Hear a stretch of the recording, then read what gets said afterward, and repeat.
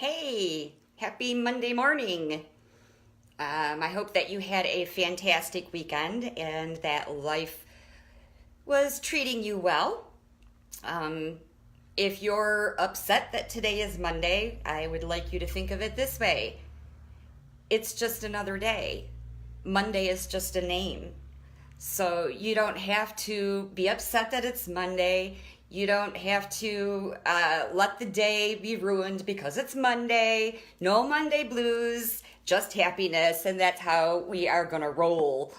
So, like I said, I hope that you had a great weekend. I know that I did. We worked on our walk-in closet, and it's amazingly huge. I love it. I know it's silly. I never have had a walk-in closet, always wanted a walk-in closet, so my husband built me a walk-in closet. So that's what we did this weekend. The subject that I really want to talk about, and I'm going to probably talk about this for the next week or so, because there's a lot to this other than just one day's worth of video. We're going to talk about coping and coping with life, with depression or anxiety or any type of mental illness. So the first thing that I want you to be very aware of is knowing your symptoms. That is super important because you can go from, usually episodes have signs that they're getting ready to begin. And everybody, like I said, have said before, that your mental illness may show in different ways. It may manifest differently than it manifests for me. So knowing your symptoms will help you be able to cope with things that will be coming up because you know that your episode is beginning. And there are times where somebody else is going to have to help you figure out just exactly what those symptoms are. My husband can pretty much tell you when I'm getting ready to go into a big episode. Now, I haven't had a really big episode in a very long time, knock on wood. However, when I do head in that direction, my husband can pretty much nail it and let me know that, call your doctor, do what needs to be done to make sure that you're well. So if you're a parent of a child with a mental illness, pay attention to the signs. You will see the episodes. You will see the cycles of what your loved one's chemical balance is.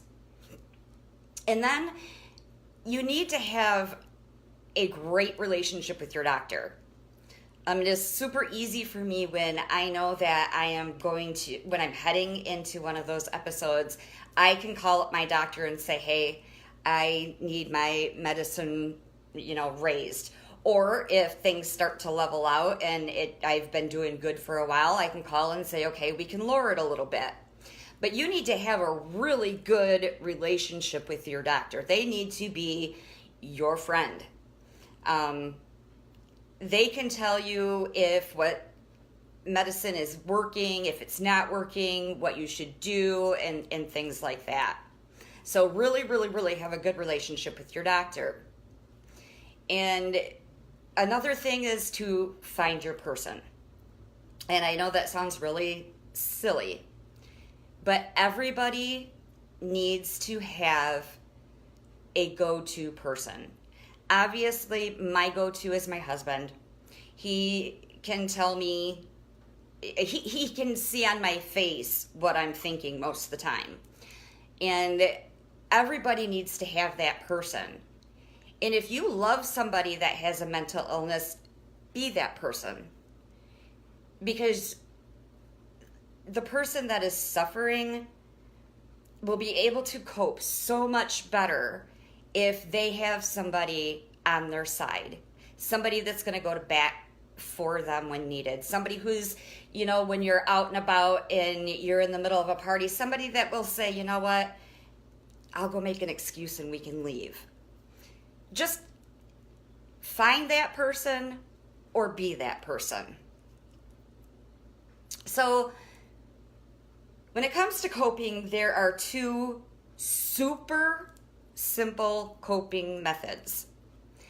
And I can almost guarantee that everybody that sees a doctor, when they hear these two things, they blow it off thinking that's so stupid, it's not going to work.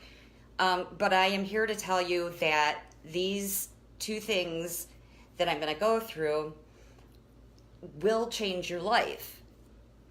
And number one, and there's going to be like an A, B, and C underneath number one. So number one is to get up and get dressed.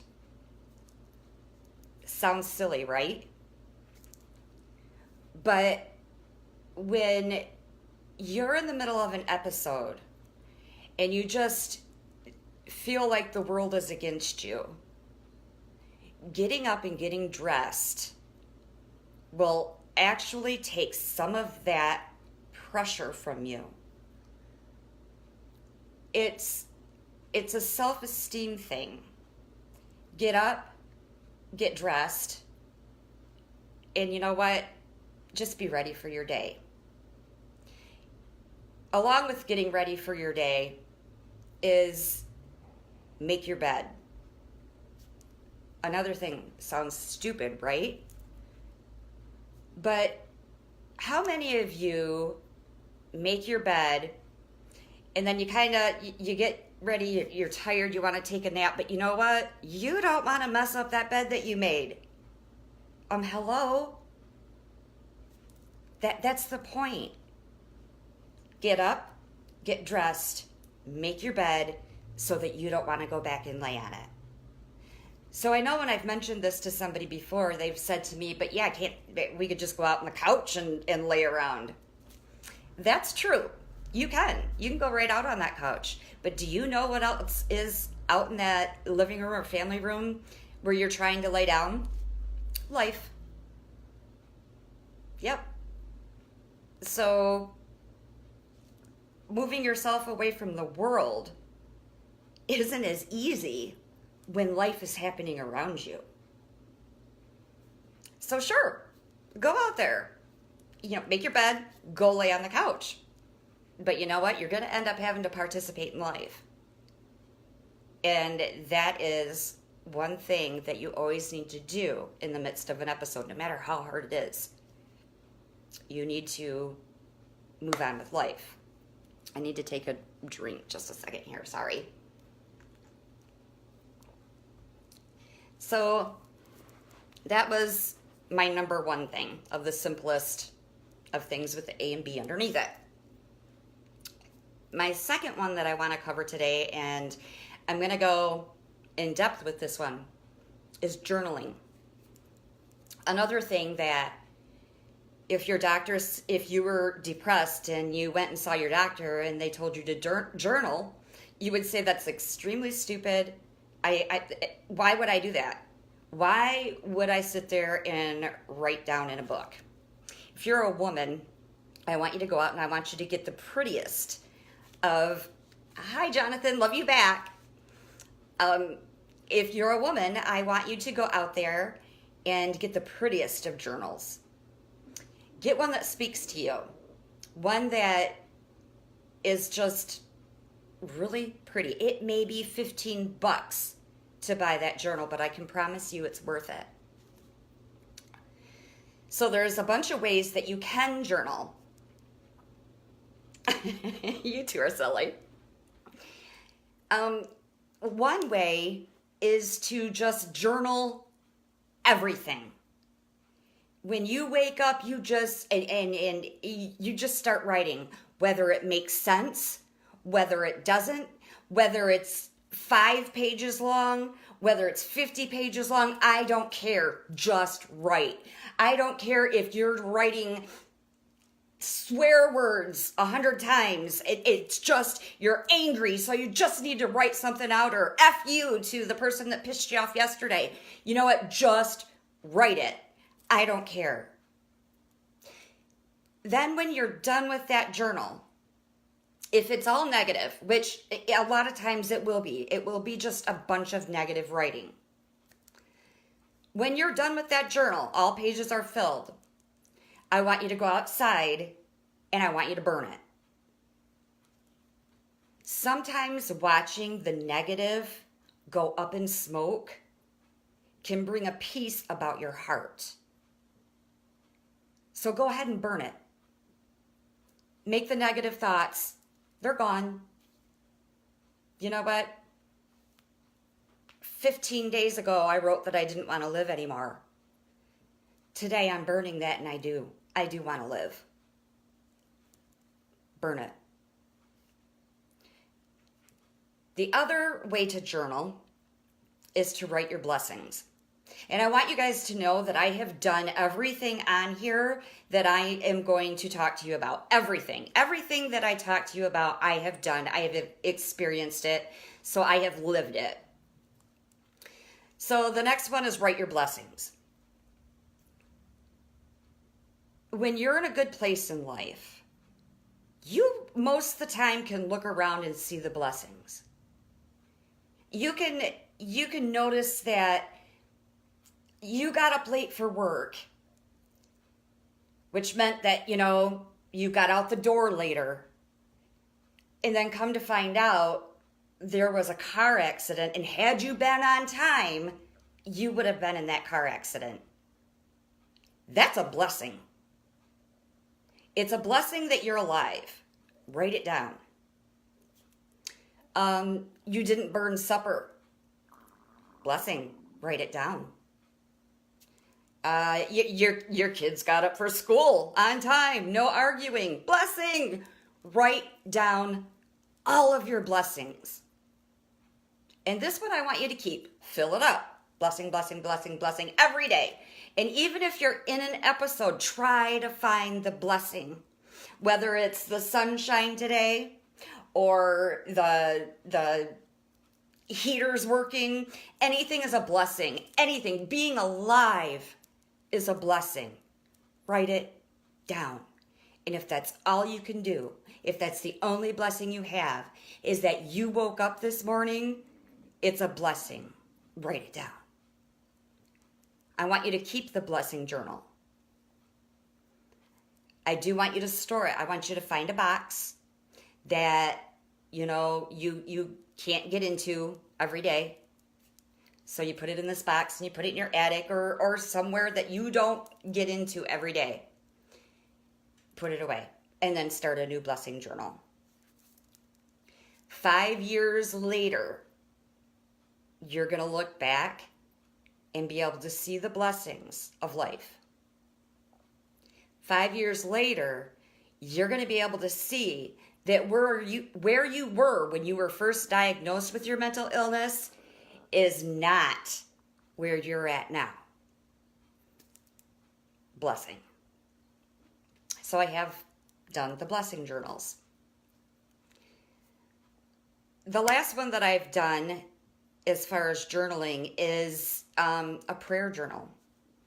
And obviously this is for those of you that believe in a higher power. And I've said before that I believe in God and Jesus Christ.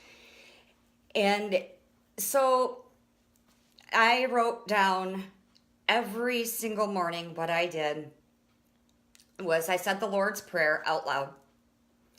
And then I got into my prayer journal and I started asking for specific prayers. Filled it up to the very end. Funny story about the prayer journals. And don't throw these away either. I want you to keep those as long as you can. I mean, you may get to a point in life where you want to burn them all because you know what? You're in a good spot. And that's fine. But I do want you to keep them for a good 5-10 years if you can. Excuse me. Funny thing about the prayer journal. In 2014, my husband and I kind of went through a rough spot in our marriage. And we were going through our house and we were trying to reconnect and get life going again. And we happened to come across one of my prayer journals. So we sat down together and we read it. And I tell you what, there was not a prayer that wasn't answered or that went unanswered and we found out that we got something better. It was crazy to see what my God had done for us. Prayer journals are the bomb. And I don't care if you have a mental illness or not, keeping a prayer journal is pretty darn cool because you can see in life how life has worked and God has answered or unanswered for something better. So the prayer journal, those are pretty cool. Try it out. There are parents that have kids that suffer with some type of mental illness. I'm sorry I keep taking drinks, you guys, but again, Pepsi, I know it looks like a beer. It's not. If you have a child that suffers from any type of mental illness, whether it's depression, anxiety, bipolar disorder, ADHD, anything that you can possibly think of with your child, the best journal that you can do is a writing back and forth journal with them. I actually did this with my girls. I don't know if they remember this. I see that Terry was on. I don't know if she still is. She might be able to tell you if she remembers or not. But anyway, what we would do is I bought a journal. And you put this journal in a specific spot. And throughout the day, somebody can take the journal and write in it. The journal then gets put back in the spot. In the evening, I would read the journal. Now, there were some rules to this journal that you could not discuss what was in that journal by mouth, by verbalizing anything, nothing. It had to be in the journal. So, like with the girls, I got questions like, where did babies come from?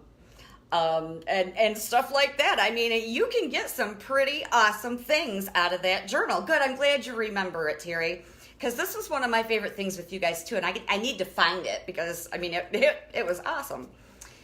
But, so they write in it, and then the parent answers back. They can ask you anything. Nothing is off limits, and you need to make that very clear. If you have a child that suffers from depression, they may ask you, or they may tell you, I had a bad day today because A, B, C, and D. You now know what's bothering your child. And you can respond back with a coping mechanism for that particular event. You may hear that your child is getting bullied at school. They wouldn't tell you this from their mouth because they don't, you know what, it's sometimes it is just easier to write it down. You find out they're being bullied at school. You write back, I'm really sorry that that's happening. Should we discuss this with your principal? It's amazing what you will find out about your child through that journal.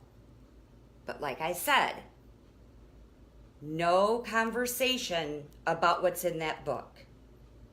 There are only 3 rules as to why there would be reason to discuss something. 1 is if the child says that they want to commit suicide. Obviously, that's not something you want to write back on. You need to act on that now. 2, if the child says that he is going to hurt somebody else. Again, you need to act on that.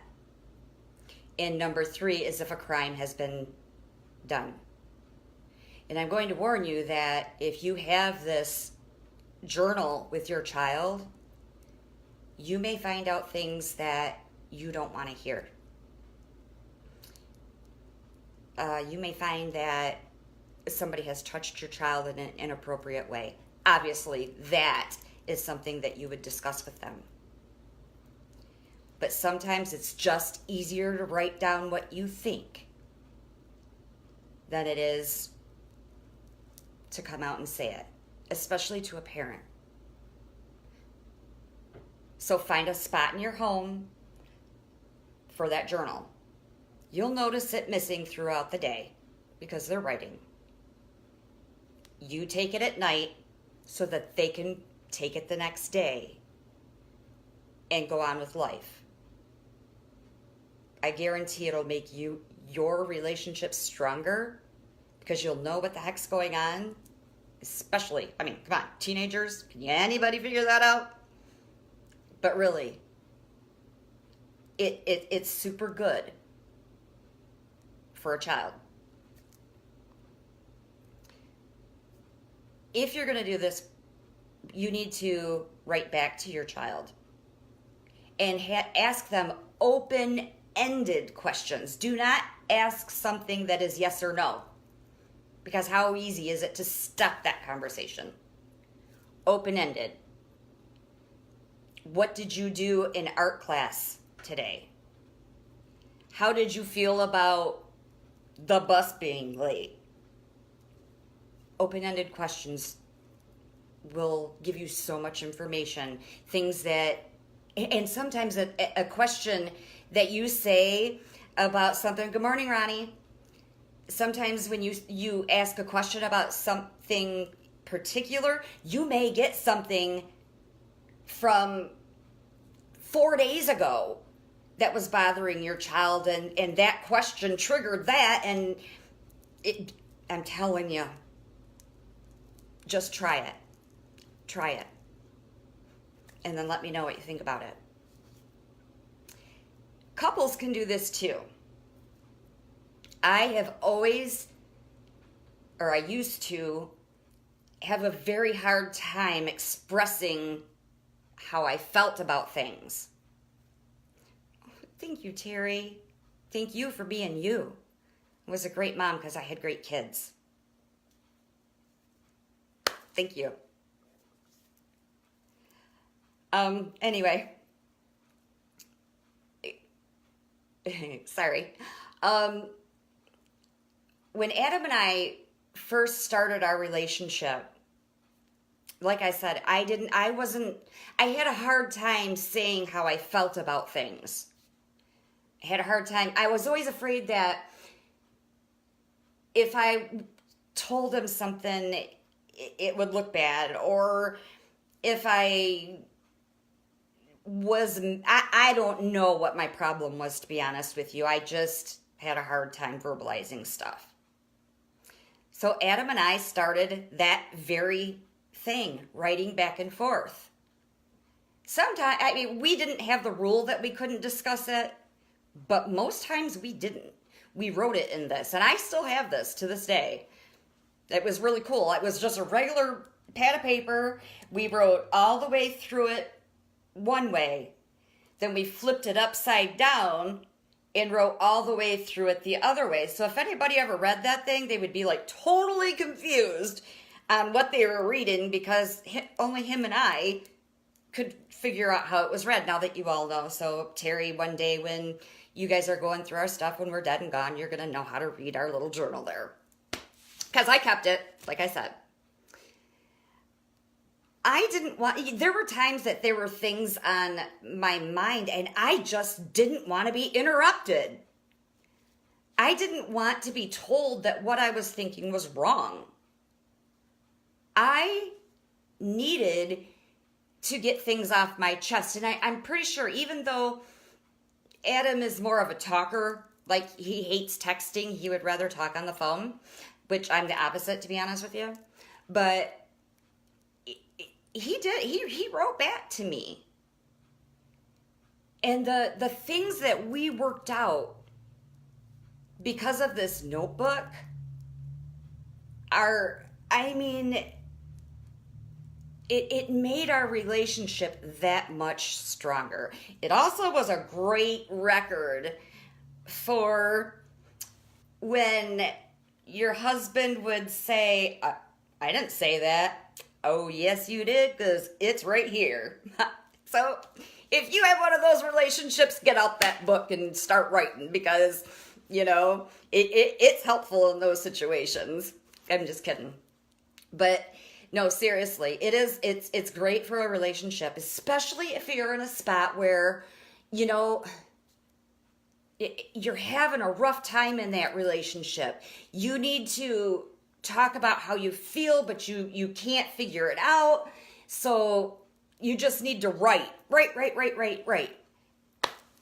And make the rule that you can't discuss it unless you want to, and it's just a conversation starter. That's, but same thing with this, with your significant other. Open-ended questions. Tell them exactly how you feel. Even if it doesn't look like it makes sense, just write it. Just do it. Be Nike. Just do it. If you happen to be alone, you live alone or whatever, reach out to somebody on the internet and do this with them. Bounce things. I mean, you don't have to know somebody to do this. In fact, you just get to know them. Just get things off your chest. Especially in today's day and age, we don't talk anymore. So reach out to somebody. Find your person that way. If you need somebody to talk to, write something. Write a message on here.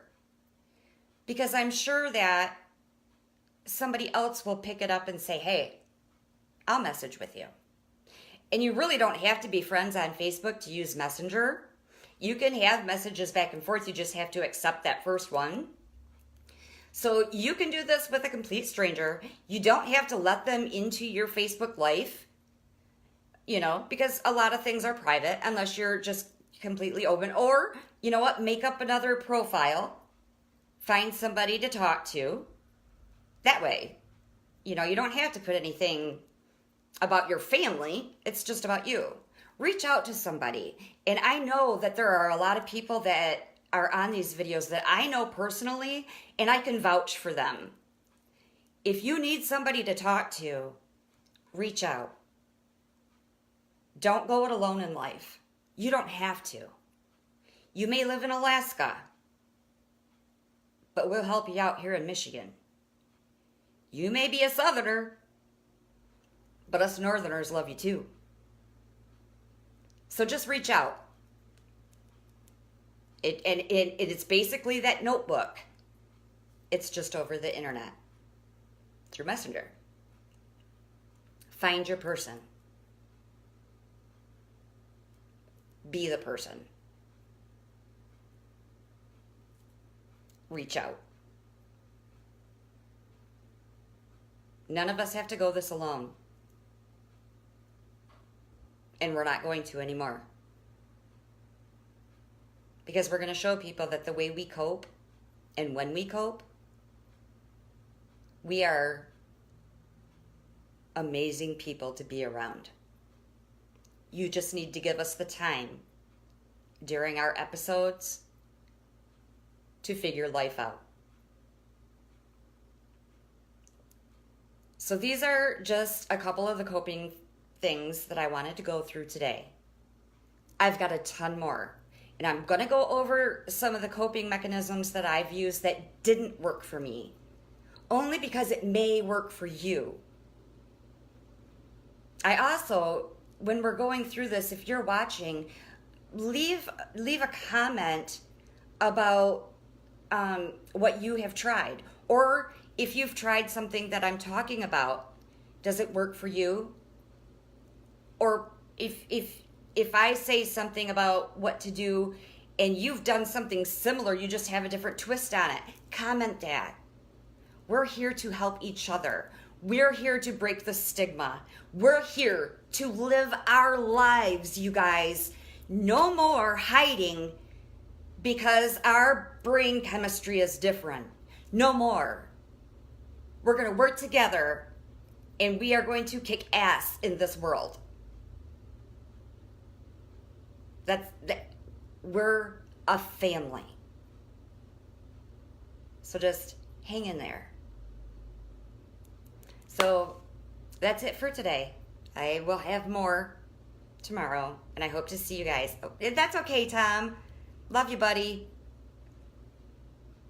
And I hope to see you tomorrow. And I hope you have a fantastic Monday. Remember, Monday is just a word. Don't look at it like it's anything else. It's a day that you're alive. So it's a great day. I love you guys. And don't you dare ever forget, your story isn't over.